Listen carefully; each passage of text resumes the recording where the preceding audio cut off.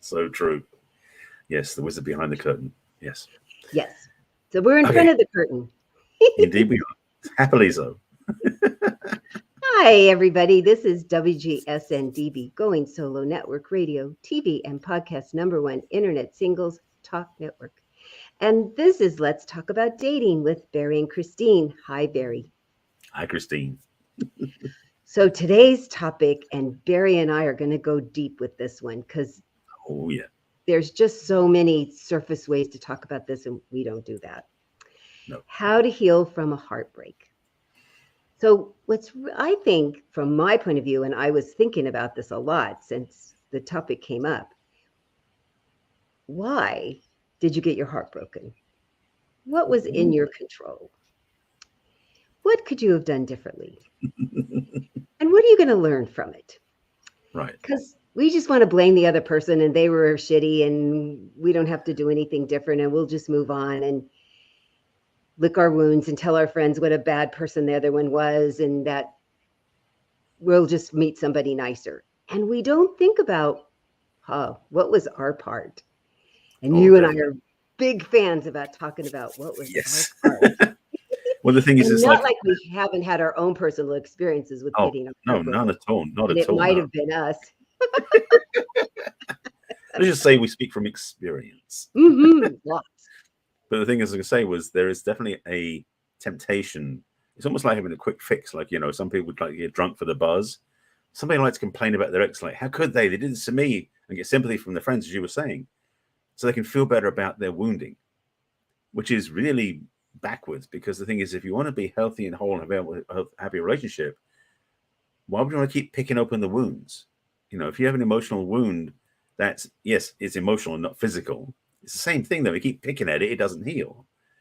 And for many people, first of all, maybe they don't even know how to heal it. They think the best way to heal it is to either keep picking at it and hope it gets better, which is not going to work, or they just simply go, I'm going to ignore it, I'm going to whistle as if nothing happened and keep going and hopefully meet somebody else and they'll make me feel better. Yes. Generally, the two routes people take, and neither one of them are healthy. No.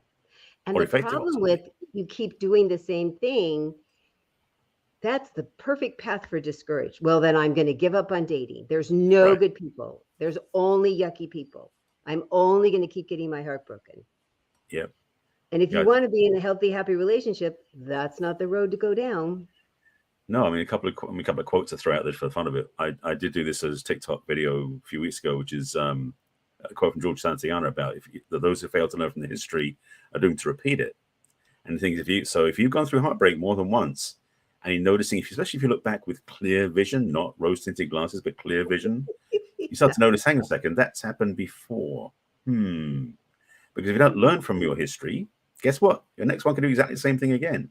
And unless you like that sort of thing, which most people don't, you might want to change your course along the way so you choose different results. The other quote I want to throw on the table quickly, which is attributed, but I'm not sure really if it's true or not, but attributed to Albert Einstein about, doing this thing as the definition of insanity is doing the same thing again and again, expecting a different result. Yeah. The thing is that, and this is true for almost everyone on the planet. So if you're doing this, you're not alone by any means, and we've both done this, I know, is that when you decide that you're hoping for a change, but you don't change anything first. Let me say that again. If you're hoping for a change, but you're not changing anything first, it isn't likely to change. And that's what changes in there. That's the thing, is that you're going to keep doing the same thing and you're praying for a different result, but you don't change anything to have a different result. That result generally won't happen. So this talk we're going to have today, make notes. Get a notepad out, get a pen, make some notes, because I guarantee there's going to be at least 3, 4, maybe even 5 things that you'll go, oh, I see now. Hopefully. If not, well, if you did or if you didn't, you need to reach out to one of us afterwards if you feel this is up your alley, so to speak. For sure. And I love that you brought up the red flags, because so often it's like, yes, it is important to recognize the red flags that's happening in another person. And if you have rose-colored glasses on, you can't recognize red. But if you have rose-colored glasses on about yourself, you might not going to recognize, oh, I had a part in this. I had a part in this. Oh, yuck. And the first time I had that conversation with myself, and when I have this conversation with clients, I go, I know it feels really yucky to go, wow, what does that say about me? And why would I do such a thing? And Does that make Right. me a bad person? Am I broken and hopeless? Actually, no. When you're having that conversation, you are on the way to healing, that you're finally That's the going, thing. Yeah. oh, maybe it's me. Yeah. That's the thing, is that it is a little bit scary at times, because the fact you got to look in the mirror and look with clear lenses, Yes. so to speak, and see the cold hard truth about yourself, it can be confronting. That's the one reason why you and I both work with our clients. We're very gentle and very caring with our clients, because we want to really make sure they know it's safe to do so. And maybe initially painful, but we got that we're holding their hand through the whole process, so that when they get through it, they do recognize that, one, it isn't the end of the world, and two, there is hope on the other side of it. But you have to do the work to get there. Yes. I find, and I'm sure you do too, that my clients come feeling with not much hope. And that when we get talking, they're like, oh, now I do feel like I have hope. Oh, there really is a means to an end. I'm going to go through this process that might be painful, might be frustrating, certainly might not be fun all the time. And now you've done that a bunch with your relationships without a good outcome. Now you're going to have this really positive outcome. You're going to get a lot of return on your investment. Your Absolutely. investment of your time, energy, and money Mm-hmm. to move past this continuing hurt, continuing picking at the sore, that you're going to get a chance to clean it out and heal it. Once and for all. Yeah. Yes. There's Yes. another one. There's another piece of that too, because some people I've worked with and people who reach out to me come from this place of not so much that they've given up hope, but more of the fact that they're carrying so much resentment. Yeah. They're almost in a place where they're looking for love because they're so fed up with how bad it was in the past, and so they want to find something better. I mean, the good news is they are looking for something better, but they may not have learned how to get there. So the focus is good, but the steps to get there is not so easy. For many people, though, they're carrying around almost like driving and looking in the rearview mirror. You're driving away from the crash that you went through in the past relationship. You're still looking at it through the mirror, so you're never really leaving it alone. And the challenge is that oftentimes when you're driving that way, you can't see where you're going. You're now crashing again. I mean, I'm using metaphors in this sense, but the idea being is that if you don't deal with what's in the rearview mirror first, you tend to repeat it again in the future. And this is one of the things about cyclic relationships, is that we don't do the work at some point along the journey, nothing tends to change. And I know from experience how messed up that can be. Oh. And the other thing is, I know for me, and I've heard this out loud from clients, we justify looking in the rearview mirror because we're like, oh, well, if I keep making sure I stay conscious of it, I'm not going to do it again. Mm-hmm. That doesn't work, sadly, because it sounds really logical. Doesn't it sound logical? Yeah. It sounds very growth oriented too. Oh, and very grown up. Oh, yeah. And boy, I'm here to tell you, keep looking at it and chewing on it and not literally moving forward from it. You're just going to keep doing the same thing. And not only are you don't even have to experience it again, but you're experiencing it inside of you, mentally and physically and emotionally, every time you go through it, and don't heal it, don't move forward, don't put it literally and figuratively behind you. You're just going to keep poking at that sore place, and it's just going to get more sore. I mean, there's times I can touch my arm and it's fine, but boy, if I bumped it, it's going to be a little tender. And if I keep bumping it, it's going to be really tender. And that's what we do to ourselves in this really logical, but it doesn't work way. Well, to add to that, you're also doing a great disservice to your future partner as well. This is something I've shared this before in our talks about. I remember hearing a lecture from Bob DeAngelis. He talks about how it's like when we basically have wounded heart, like we feel brokenhearted, we get upset, we're carrying emotional baggage from past relationships. That's blocking our ability to love. Mm-hmm. And so basically what it is, and she used the analogy or the metaphor, metaphor of like an ocean or a lake covered with ice blocks. That basically the more that we get wounded, the less we heal. So we're putting more and more icebergs on the water that makes the water less and less visible. So you have more and more ice covering it up. And basically the water is the amount of love you can give. And the more ice you put on it, which is the numbness, the shutting down, the blockage, the heartbreak, the more ice you have, the less of that lake is open to be loved, to be connected. And so the person you're with and the person you're dating, yes, you may say, I'm fine, I'm really okay. But the amount of love you're giving, which may feel like 100%, is maybe 10% of what you can give, because there's 90% of it in mesh with and caught up with your wounding and heartbreak from the past.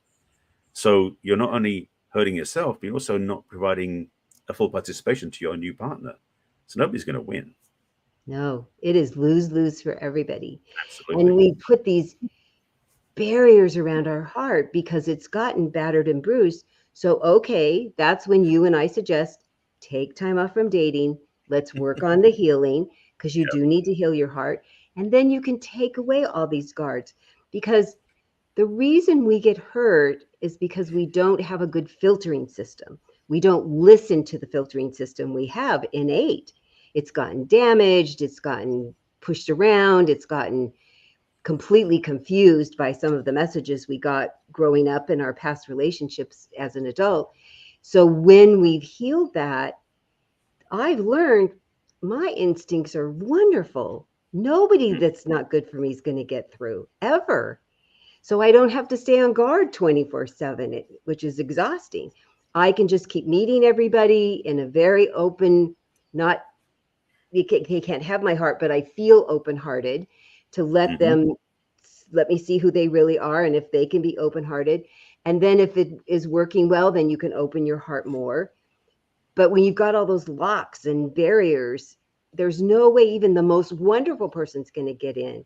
Because I love when you talk about that this much is all the 100% you have. That's 100%, but that's all it is, rather than this much could be 100%. That's so true. Good visual. I like that. Again, Barbara Angelis, I'm just borrowing her talk, just to be clear. I'm like, I love saying that I own it. It's like, no, I use it a lot because it's so true.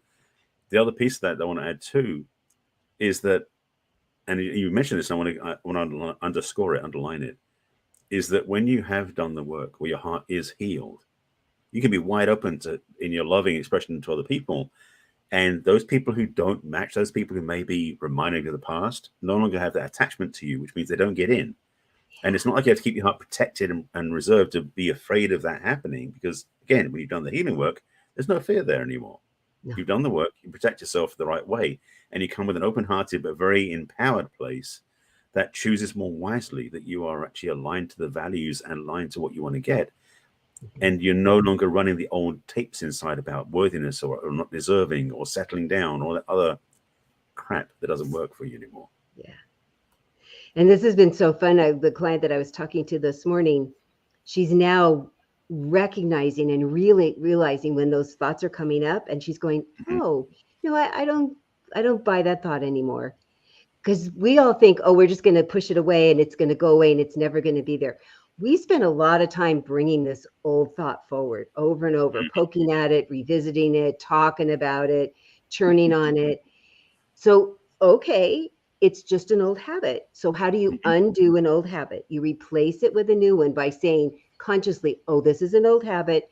I'm not going to do this anymore. Now I'm going to do this. So you're very forgiving with yourself when you start doing the old thing again. You go, oh, there it is. Oh, I'm doing that thing again. And I've gotten this tool from my coach that now I don't have to do it that way again. I can choose plan B instead. And she's like, wow, this is such a gentle way to treat myself. I go, yes, isn't it so much better than beating yourself up for doing the wrong thing? That's not helpful. It doesn't fix us ever to give ourselves a hard time. We need to be kind about, well, why did this happen? What happened that made you believe this was the truth? Let's go through that. And boy, it's been so helpful for me and for my clients, for sure. That's true. And the one thing is also, and that we just said again, is that it can be a gentle process. You know, some people are so concerned about the drama or the pain or the wounding that maybe they've gone through in the relationship breakup, the disheartening, the heartbreak, all that stuff. And so maybe they're afraid to go back into it because they don't want the same thing to happen again. But working, when we work with the clients, both of us, the way you work with them, the way I do as well, is such gentility and such kindness, is that even though we're facing what may be very dark and very painful, very upsetting, the drama doesn't have to be there. The panic, the fear doesn't have to be there anymore, because one, you got somebody strong next to you walking you through the process, but two, Mhm. you get to see it from a place that's much healthier, because we give you a lot of tools and Mhm. and ways of looking at things that are much healthier than you were in the past. And so you don't have to live in the past anymore. You get to look back at the past and go, I see now how I can change that. Because what you said with your client is so true, is that once they know differently, they can go, oh, I can do this differently now. Yeah. And I think too, we forget when we go through a heartbreak, and it feels real. It really does feel like your heart's breaking. We Hmm. feel weakened. We feel Yes. down, beaten down, which is true. And it's part of it. And the other side of it is that you continue to get up every day, that you continue to go out and live your life. Hell, you need to acknowledge, wow, I really am strong. I really am Hmm. strong. Because if you're just concentrating on what feels weak and wimpy, and oh my gosh, I'm not good enough, that if you don't concentrate as well on the other pieces of your life, you will just get discouraged. So that's another thing that you and I concentrate on is this is not your whole life. It's a piece and it's hard, but let's include the There you rest go. of your life so that you Yeah. don't just concentrate on this tiny part that's not It, all of your life. it's true. Although for so many people, it feels like it's everything, because that was where you're so Mhm. invested emotionally, So I understand the feeling of that. I mean, I know I've been through a few heartbreaks myself, and Yeah. feeling like my whole world is destroyed because of that one thing. And yes, it's important, no argument. We talk about relationships all the time, so obviously it's important because we've done hundreds of shows on this stuff. But the recognition is that it's part of something bigger, which is who we are, and that ability to see that the rest of our life requires our effort, requires our full presence. So we don't necessarily want to drag our wounding into everything, which is the first step, by the way, to put the wounding into I want to say into a bucket, but into a place where you can get to it at a certain point. But in the meantime, let's live the rest of your life out there in the way that works, and then deal with this the right way with therapeutic coaching, counseling context, so you can still enjoy the rest of your life. Because I, I mean, I've been through it, and I know a lot of friends been through it. When I sort of see them, and you can just see the whole life is just they're dragging this weight around their shoulders of depression and sadness and heartbreak, where they may be doing really well in business and have a nice house and everything else, but they're heartbroken because of what happened to their partner, Of or what course. didn't do with the partner, whatever that was. And so having the skills, but having the support to navigate through this is perhaps the biggest gift that I think we get to give to our clients, Yeah. because they really often, like we did, often forget that there's more to life than just the heartbreak. Hmm. I mean, losing my husband, it took a while, but I've really, and it was, I tell people I took 6 weeks off from work, from coaching, but oh my gosh, going back to coaching and 100% concentrating on their life and what was going on with them was Hmm. truly a gift when I went back to coaching. I looked forward to getting on the phone with them. I looked forward to hearing what was going on in their life. I looked forward to not thinking about my hard life right then Right. for, a few hours in a row. Oh my God, selfishly, it's like, this is really helping me. It really did. So being able to really say, I don't feel guilty not crying right now. I don't feel guilty that I'm not thinking about the medical malpractice suit. I'm just going to concentrate on my clients because I feel good at my job and I help them and they're moving forward and it helps them to just be talking to me. Wow, it was amazing. I would have Yeah. intellectually thought that, but to experience it so deep in my soul was really amazing. It was amazing. So I can Yeah. really talk from personal experience about how to try to balance that in your life while you are, because I was heartbroken. I was not going to not be heartbroken. I needed to still do that. How Yeah. do you reach a balance while you're going through it? That is one of the biggest gifts that you get to teach from, which is wonderful. The other piece I want to add to that as well is that we oftentimes carry this justification around with us, like this shield of like, look at me, I went through this and I'm therefore wounded. Look how wounded I am. This whole sort Oh, of yeah. self-victimization. It's almost like wearing a badge of honor, the wounding we carry, which is so backwards. But we do that, and it's part of the human way of working, I guess, the human functionality. But the key again as you said so beautifully, is that you can still move through life, even when you're dealing with that emotional wounding, if it is a loss or breakup or heartbreak, whatever that is. Yes, don't ignore it. Don't suppress it. Please do not try suppressing it. That doesn't work either. But also don't let it overwhelm all of your life. Yeah. Find a way to navigate. And yes, having a helping hand along the way is not a bad idea. Definitely not Oh, a bad idea. I was completely dependent on my family, boy.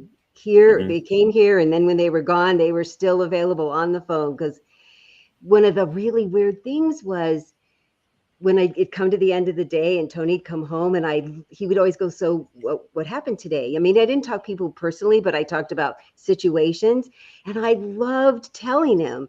And it'd get to Hmm. the end of the day, I'm like, oh, Most I definitely. don't have that.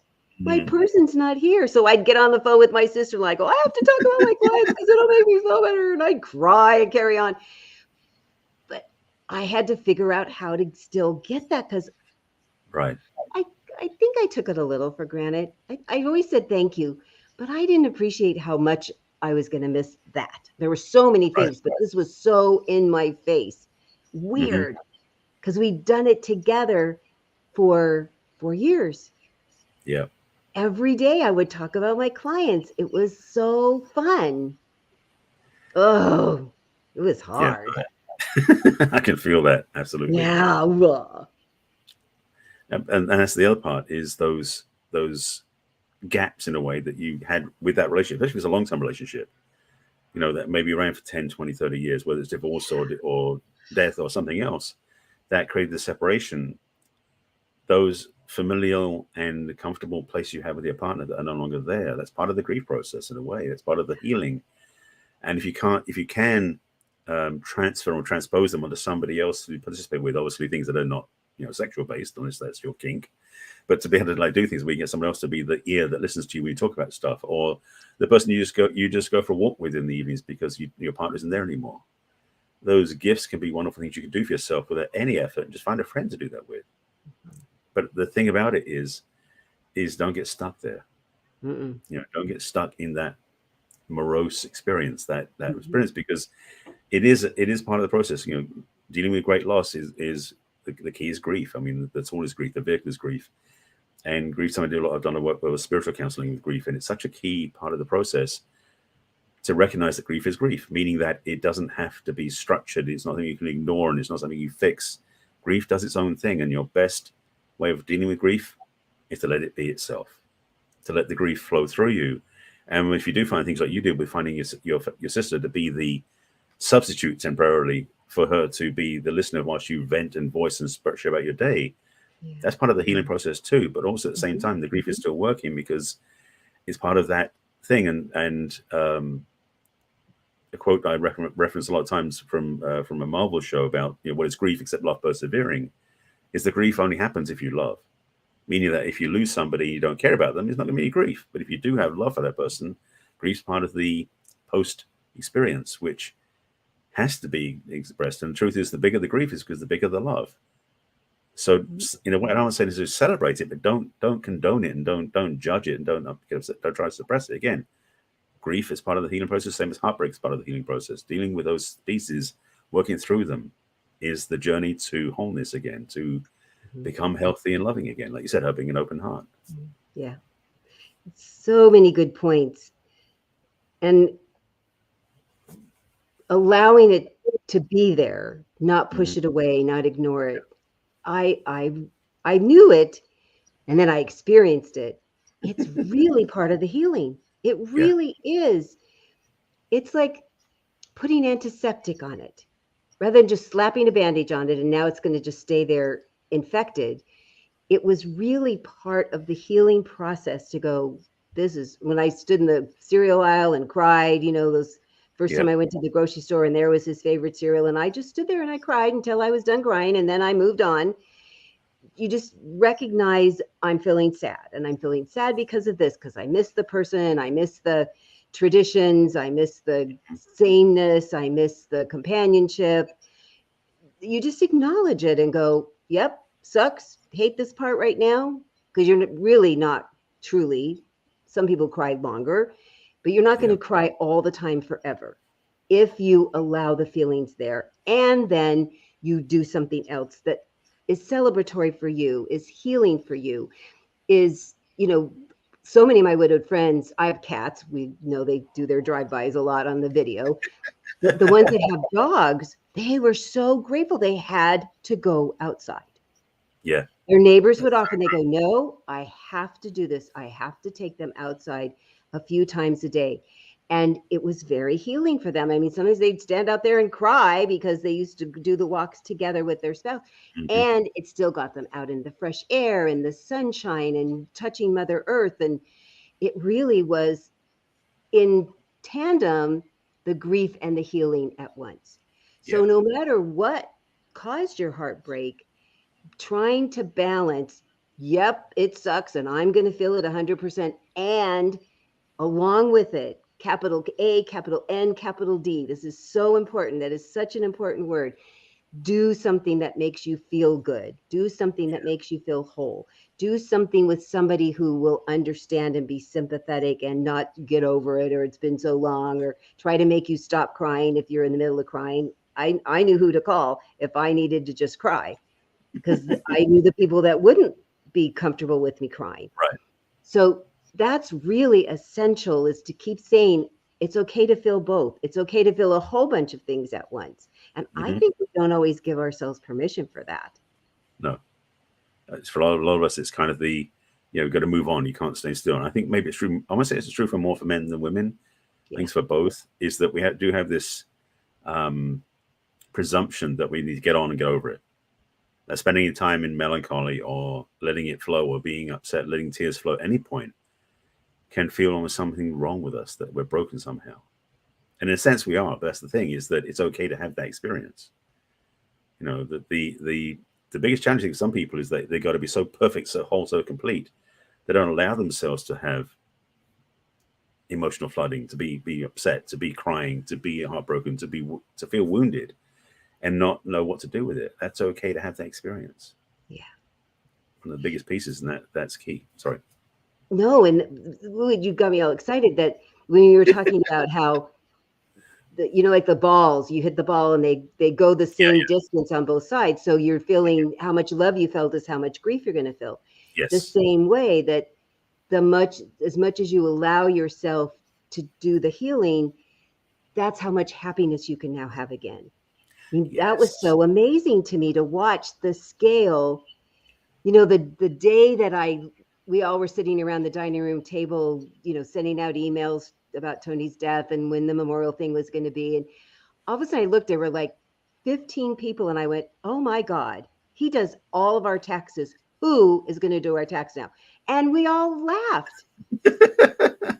And I thought he would love that. He would have cracked up, because we were all going to be like helpless now, because he just was so good about January 5th. He'd say, where's your tax stuff? And he would just do it effortlessly for all of us. But to laugh in the middle of this horrible, hard grieving was so amazing. And, the endorphins that happen when you do that, when you find some joy in your life. And it didn't mean anything negative about him. In fact, it was celebratory about him. And and we all kind of looked at each other when we were laughing, and we go, I think this is okay, right? It's okay. It's okay with she's doing it. So I guess we can do it. It was such a weird, it was such a weird permission, it's okay. Yeah, absolutely. It was really weird. So I think that that's important too, to give yourself permission to feel okay now and then when you're going through a heartbreak. It's really okay. Yeah. Oh, that is the gift that shows up the way. It's one of the things I think that's a blessing about grief, especially around other people, is as long as they're kind and compassionate people, not trying to have you suppress it and move on. But the allowance of grief, that's one of the things, is that I think one of the biggest gifts of grief is that, yes, it has the darker emotions, anger, resentment, blame, judgment, all these different things. It also has within it the releases that happen as well. Because it is like roller coaster, like waves on an ocean. There's ups and downs. So it isn't down the whole time. And when you recognize it's okay to fully embrace and give yourself permission to go through the grief process, the highlights that show up along the way, those gifts, not gifts. More those than one. Blessings, yes, and the joy that happens as well are so beautiful that it's almost like those are the hints that where you're going is good. Because also, again, The amount of loving you had, like the Newton's cradle with the balls, it's like the amount of love, the amount of grief, and then the grief, the amount of freedom you can have as well. So it's about switching and realizing that it's worth taking the step through, because the other end of that journey is massively better. Is freedom, is wholeness, is joy, is, yes, even still some memories and fondness and maybe some tenderness, but also love and joy and freedom as well. And that's when you start feeling hopeful Yes. instead of hopeless. Mm-hmm. Hope is such an important emotion for human beings. When we give up hope, the world looks so dark. It's really True. a dark place. And so figuring out how can you keep hope alive inside of you, no matter what the reason is for your heartbreak, to know it's okay to feel happy, it's okay to move forward. And you never stop loving, even if it was, a relationship that was for a year and you ended up, you can't stay together, but you really fell in love and they fell in love with you. It's your heart was opened, your heart was beating in sync with somebody else, because that's how you feel when you're in love. Right. And to celebrate, look, I'm alive, and look, I was able to fall in love. This is so terrific. It turned out it wasn't the right person for whatever reasons, and you examine that so that you're pick better the next time. And I sure found that I grew with each one of those times. I'm like, oh, now I know I need to ask this question earlier. Oh, now I know I need to not give my heart quite so quickly until I know more about them. And so here's another big capital and, that when you're going through the, oh, this feels like crap, and wow, I'm really sad they're gone. And what did I gain from being with them? And what am I gaining now that they're not here? That's now going to serve me better in my next relationship. And it's really fun to bring that. I'm sure you do this all the time with your clients. You bring this forward to them and they're like, oh, I never thought about that. Wow. Now it feels like it was okay. I mean, you don't want to celebrate. Wow. Yeah, I'm glad I went through that heartbreak. How do you make lemonade out of the lemon, right? I mean, that's really, if you come down to that old adage, that it's never for naught. There's always something to learn. Always. I mean, Absolutely. I've said out loud that, I'm sad my husband's gone. I wish he was here. And I have the joy, I can say that out loud, that I can help widowed people through their journey of finding love again, because I've been there, done that, and I understand this. And I didn't before at all. I was really effective coaching divorced people because I'd been there and done that. And Mm-hmm. now this is such a gift that I have to give people, that Yeah. I say, thank you. Sorry it came this way. And I still have to, me, Miss Pollyanna over here, I have to find the positive stuff. So this is my positive thing about losing my Right. husband. Yeah. And that I am now going to find love again. And I see people finding love again. I know that I'll find love again, and I get to help them find love again. I mean, isn't that a nice positive thing to come out of something so tragic? It is one of the biggest gifts. I mean, I didn't have I didn't get widowed or anything like that, but I definitely had breakups and heartbreak in the past. So I speak from that experience myself. The same thing that applies, though, is that we get to have gifts and we get to have lessons, we get to have learnings from the past, what happened, that really helps us to navigate through. And for me, the piece of the work that I love most is the forgiveness part, because what we tend to do as human beings when we go through a heartbreak, and especially if it was a quote bad ending, then we will tend to have blame and judgment and shame and guilt and all that other stuff, either to the other person or to ourselves. Oftentimes to ourselves, because the thing we do is we take it's like, oh, they're okay. I screwed up. I did this or I did this wrong, whatever it is, and we carry that on our shoulders like a burden, like we must carry because we did something wrong. So we now justify that by carrying this weight on us, which isn't healthy. And again, I talked before, you're covering up your ability to love. So for me, the forgiveness piece I do with my clients is one of my favorite pieces, because when they start to recognize that they can take off those bricks they put on their shoulders, so to speak, of the judgment and blame and all that crap, and they lay it aside, and suddenly they feel themselves like rise up, they feel open and feel free again, the gift that gives, it's like, oh wow, I'm thankful to be able to serve them that way, because I've used it myself. And those steps that we give them towards freedom, towards wholeness, towards remembering who they really are, is what I mean. It's why we both do this work. Who they are, even better. Mm-hmm. That's what I found for me personally, and I watch my clients. It's still who they are, and because of what they've learned through the heartbreak and then through the lessons that you and I teach them, they're even better. They're even better equipped to navigate the dating world. They're even better equipped to pick better friends. They're better equipped to give back to themselves. I mean, lots of people we're not taught this as we're growing up. We're taught to just give, and not give here. We're just busy giving out there. And I encourage them to make sure that they're giving to themselves and replenishing themselves. And I think often one of the things that happens with a heartbreak is that it's sort of like getting a cold, that you stop and go, wow, I need a bubble bath, or I need a massage, or, I need to just go take a nap. I mean, we give better to ourselves when we go through a big experience. So how about if we learn how to do that when we don't go through a big experience? But this is often our first way of getting a taste of how do we heal ourselves.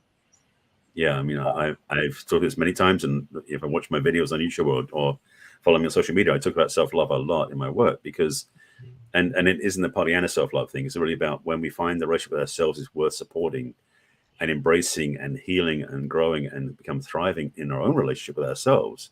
It makes every relationship out there we have, whether it's social, familial, romantic, business, whatever relationship is, they will begin to change because the one in here changes. And the biggest gift I got over the years was recognizing, after a few times of being so invested in somebody else, that when I started investing in myself, my life transformed, and then everything else around me transformed as well. So this work of healing from heartbreak can have incredible golden silver linings. That's the word. So many. And then when the more you give yourself, the more you have to invest in another person. And then you're going to be attracted to somebody that's good at giving to themselves and has a lot to invest in you. I mean, wow, is that the coolest thing to happen? Yeah, that's the thing. Because you attract that, but also you're more attractive to that. Yes. So bonus. Yes. I know. I used to, because I was the kind that gave. So I had lots of friends who gave. And now I've got much more close acquaintances, good friends, who are so much better at giving things to themselves, so that they're not, oh my God, I'm so tired all the time. Oh my God, I'm so exhausted. I can't do I can't go do this fun thing. Now they're like, yeah, let's go do that fun thing, because I've got myself all charged up, because I got my work done, and I got, did my manicure, pedicure, and whatever it is that juices them back up again, recharges their batteries. You can resist that one. Well, guys do things differently. Very much. But I know a number of men who get manicures and pedicures, just not polish. But they like the pampering. They like the professional way of grooming, because not every guy knows how to pumice their feet. And it's especially because you do a lot of walking, who knows, you might want to see how it feels to have somebody massage your foot all the way up to your knees. It's pretty fun. Homework. I highly recommend it, Mr. Selby. Well, thank you. The only problem about it is it can be addicting if you like it. Oh dear, what an addiction.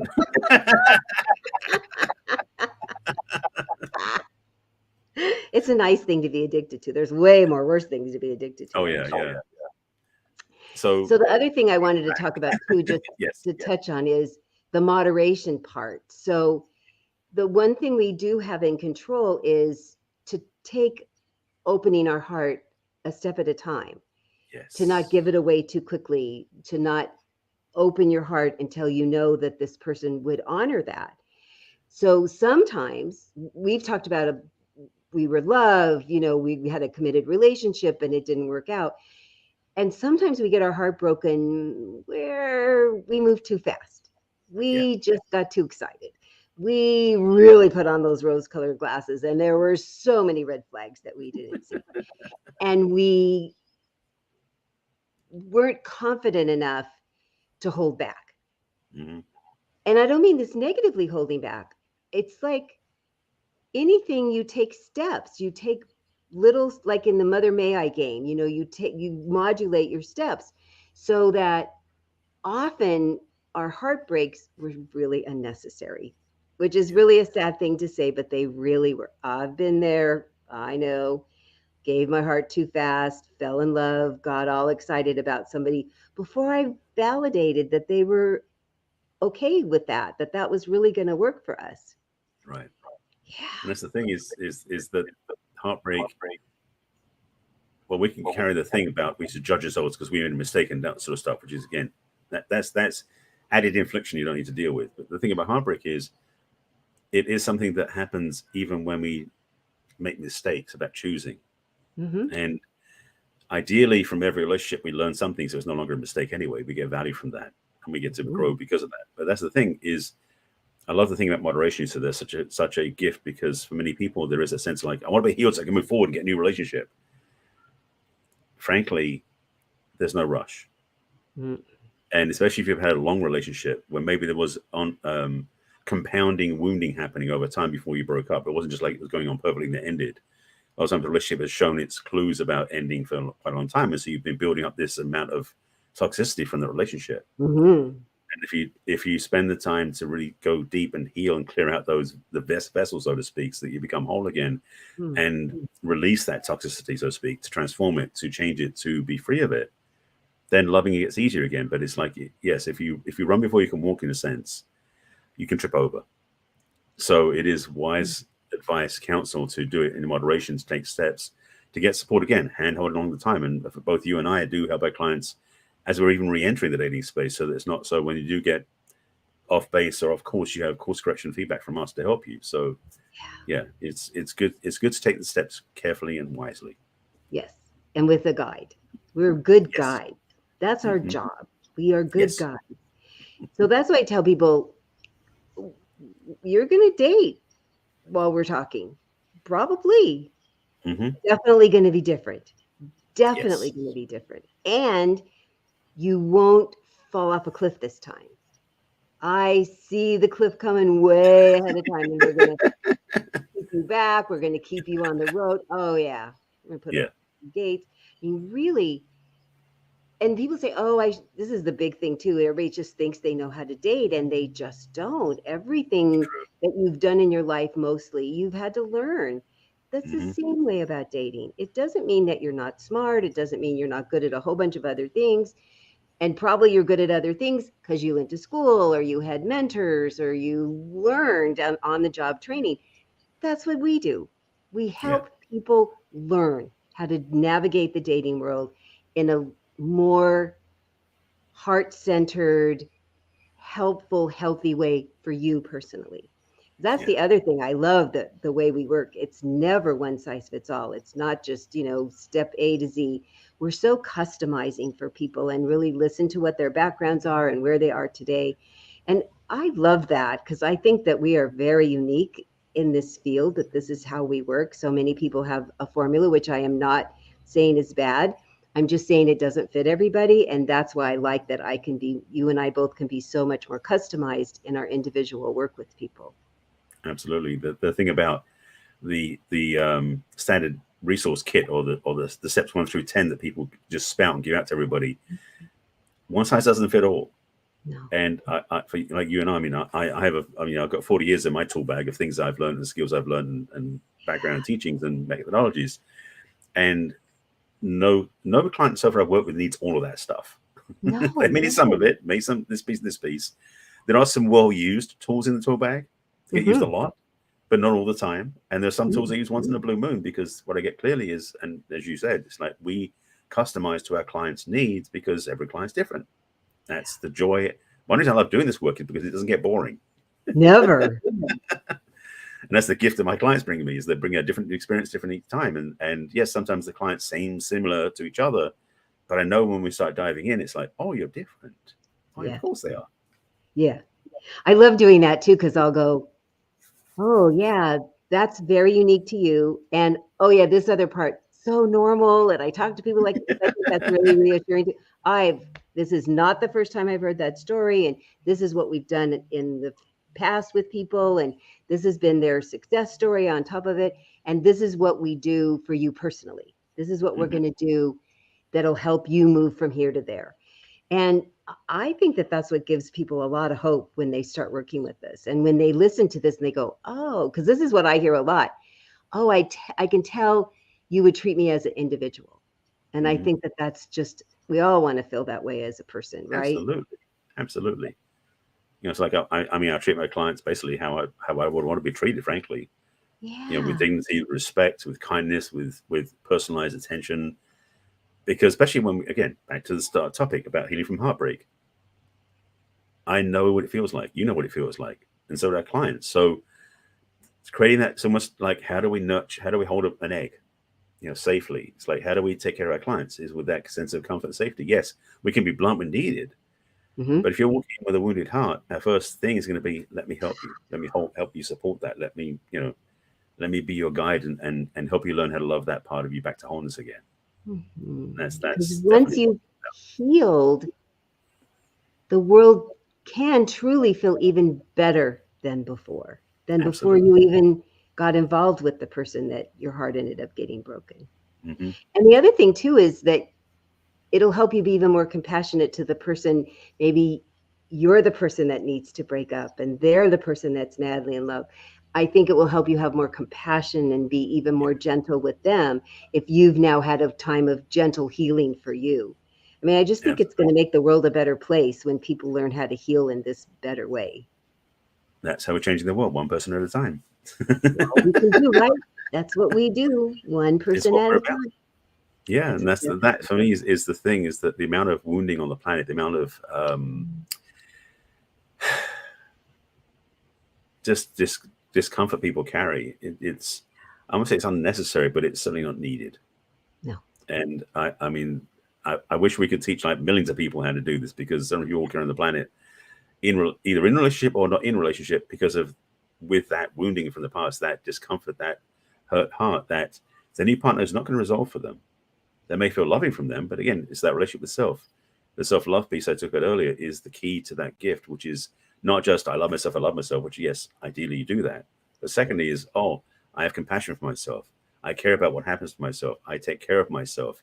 I deal with the upsets and hurt feelings and do self-forgiveness work and have self-confidence growing inside of me. And I feel more positive about who I am. All these pieces of the puzzle make self-love a much bigger toolkit on its own. And so in this journey into wholeness and is having healthy relationships, it comes back to what we said in other talks about the relationship with yourself comes first. Always. And the healthier that is, the better every else relationship is. So you can be in, if you're in an amazing, passionate, joyful, intimate, romantic relationship, well, the healthier and happier you are inside yourself, the more you can add to that. Oh. And for the people that have children, what a great example they're going to be Oh God, for their yes. children. Yeah. Because often, really often, the reason that we're getting our heart broken is because of how we were raised by people who did the best they could.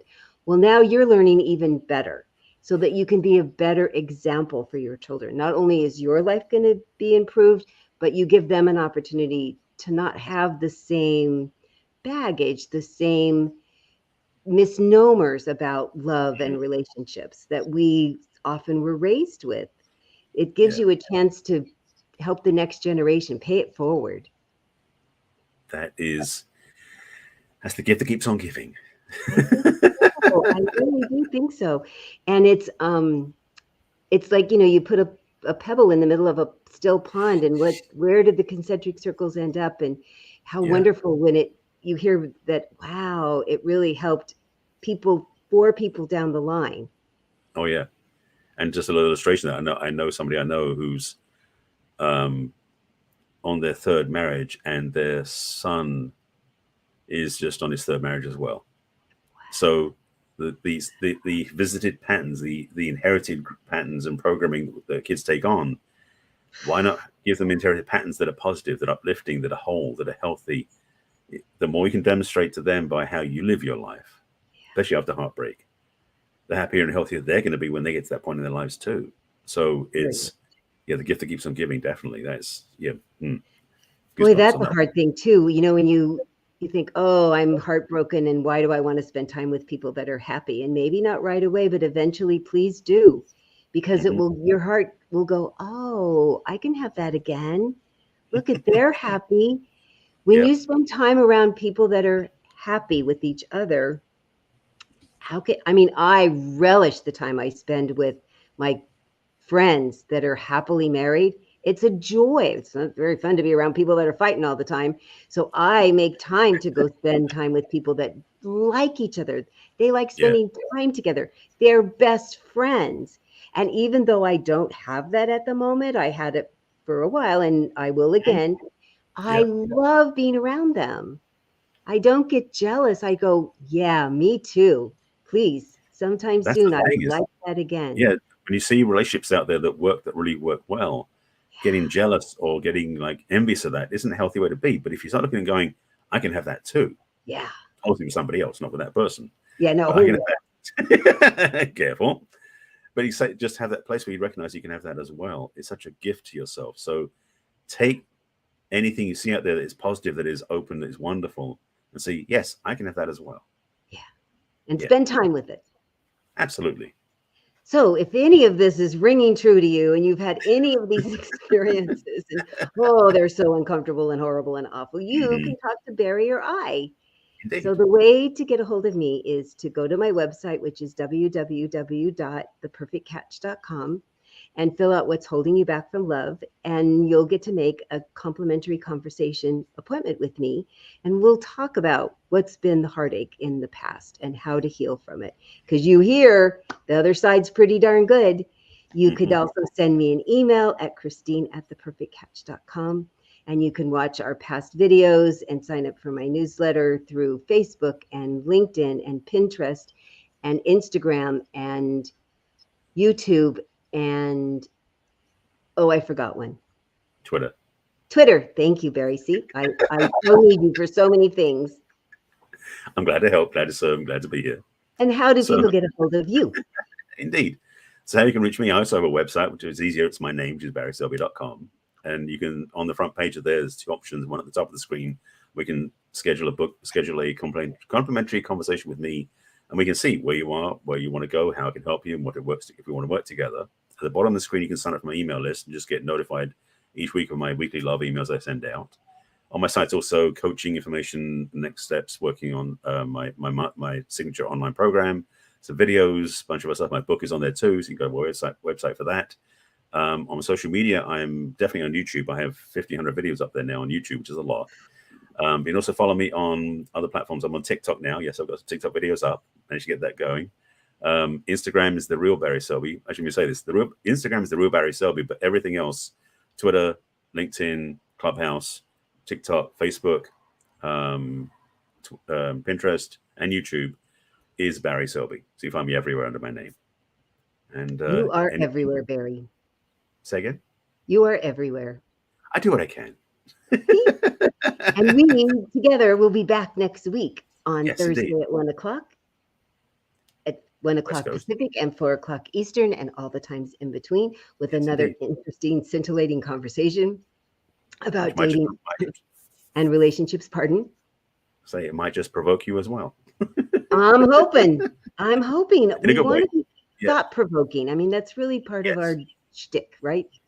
It's our job. We live Indeed. to provoke people into Indeed. interesting thoughts. So please share this with anyone you think might have an interest in our videos, this one currently, or any of our past ones. We'd be so happy to hear your comments or Yes. questions, because we are always looking for new subjects to talk about. Indeed. And we look forward to seeing you next week. And again, if you have any questions, comments, please put them below in the video, wherever you're seeing this. And reach out if you want support. That's what we're here for. That's why we're here. Indeed. We'll see you again So next week. bye for now.